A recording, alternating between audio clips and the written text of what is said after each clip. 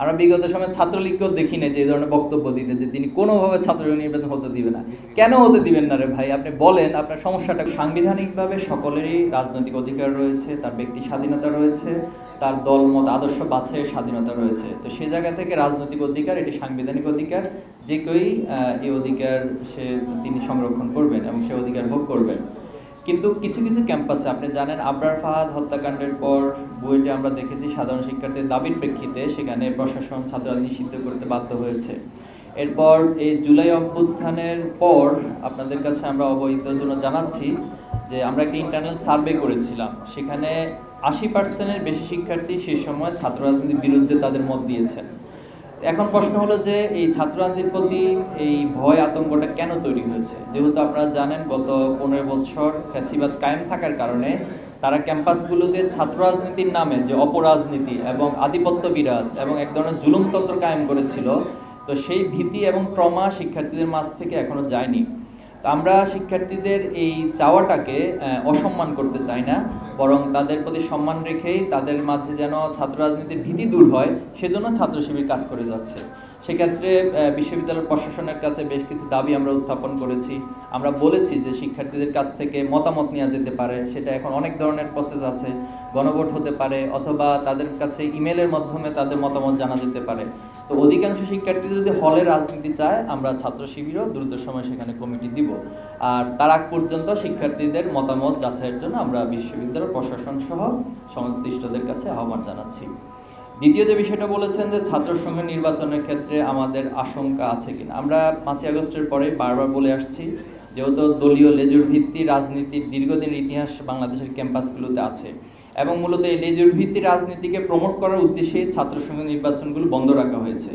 তো সে জায়গায় আমরা বলে এসেছি যে শিক্ষার্থীদের প্রকৃত প্রতিনিধি নির্বাচন এবং ছাত্র সংসদের মাধ্যমে যে প্রতিনিধি নির্বাচন হবে তাদের জবাবদিহিতার জায়গাটাও শিক্ষার্থীদের কাছে অনেক বেশি থাকে। তো সব কিছু মিলে আলহামদুলিল্লাহ বিশ্ববিদ্যালয় প্রশাসন উদ্যোগ নিয়েছে, কিন্তু কিছু সংখ্যা আমরা দেখছি, যেমন রাজশাহী বিশ্ববিদ্যালয়ে যিনি ছাত্রদলের সভাপতি সম্ভবত, তিনি বলেছেন যে তিনি কোনোভাবেই ছাত্র সংসদ নির্বাচন হতে দিবে না। তো এর চেয়ে বড় মানে স্বৈরাচারী বক্তব্য, ফ্যাসিবাদী বক্তব্য আর কিছু আছে বলে আমরা মনে করি না।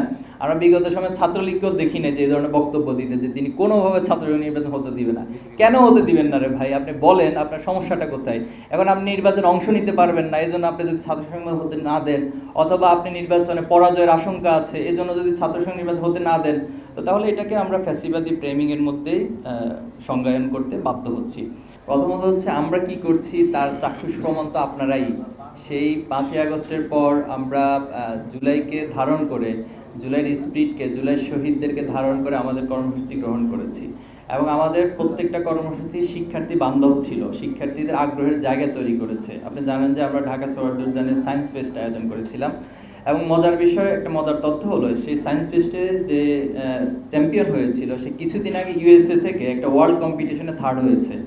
তো এই যে শিক্ষার্থীদের মাঝে আমাদের আয়োজনগুলোর মধ্য দিয়ে একটা শিক্ষা বান্ধব মেধার চর্চার একটা যথেষ্ট সুযোগ তৈরি হচ্ছে।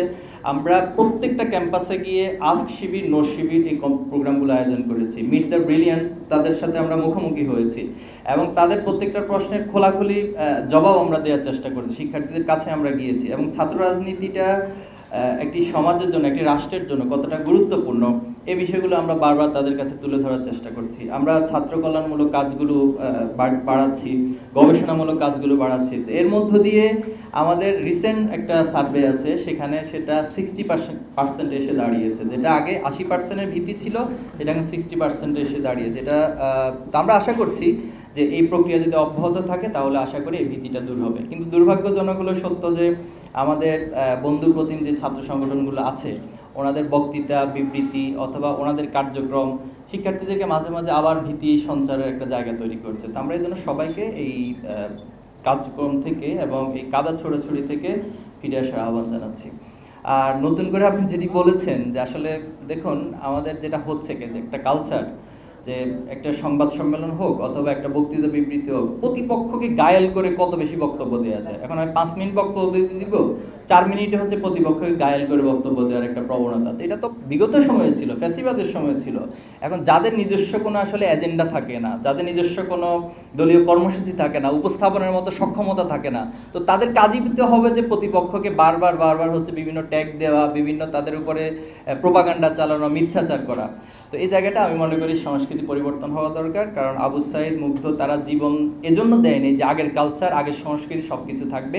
আর সবচেয়ে বড় কথা হচ্ছে সাধারণ শিক্ষার্থীরা কি বলছে, তারা কি ভাবছে, আপনারা তাদের কাছে যান। আমরা এখানে সকল সাংবাদিক অনুরোধ করব, আপনারা সাধারণ শিক্ষার্থীদের কাছে গিয়ে তাদের মতামতগুলো নেন। তারা কেমন ছাত্র রাজনীতি চায়, তারা ছাত্র সংসদ নির্বাচন নিয়ে কী ভাবছে, তারা শিবির নিয়ে কী ভাবছে, তারা অন্যান্য দল নিয়ে কী ভাবছে। তাহলে আমার মনে হয় সেটা রিফ্লেকশনটাই জাতির জন্য ভালো হবে। নারীদের অংশগ্রহণ তো অবশ্যই, আমাদের এখানে নারীদের শিক্ষার রিলেটেড আমরা আলাদা একটি দফা উপস্থাপন করেছি সংস্কার প্রস্তাবনা, এবং সেখানে বলেছি যে নারীদেরকে তারা অনেক ক্ষেত্রে এখনও কিছু ভীতি আতঙ্ক তাদের আছে একটা ক্যাম্পাসে যাওয়া, তাদের জন্য নারী বান্ধব যে পরিবেশ প্রয়োজন সেটা প্রশাসন অনেক ক্ষেত্রেই দেওয়ার ক্ষেত্রে ব্যর্থ হয়। তো এই বিষয়গুলো প্রশাসনের পক্ষ থেকেও যেন জোর প্রচেষ্টা নেয় এবং নারীদের নিরাপত্তা নিশ্চিত করেন। আমি মনে করি বিশ্ববিদ্যালয় প্রশাসনকে যথাযথ ব্যবস্থা অবশ্যই নিতে হবে। অবশ্যই আমাদের প্যানেলে নারীর অংশগ্রহণ থাকবে, শুধু নারী নয়, আমাদের প্যানেলে ইনশাল্লাহ আশা করি অন্য ধর্মের অর্থাৎ অমুসলিমও থাকবে। এরপরে সবাইকে আমরা আহ্বান জানাচ্ছি, যে কেউ আমাদের প্যানেলে আসতে চাইলে আমরা যোগ্যতা সেই প্যানেল ইনশাল্লাহ খুব দ্রুত ঘোষণা করব।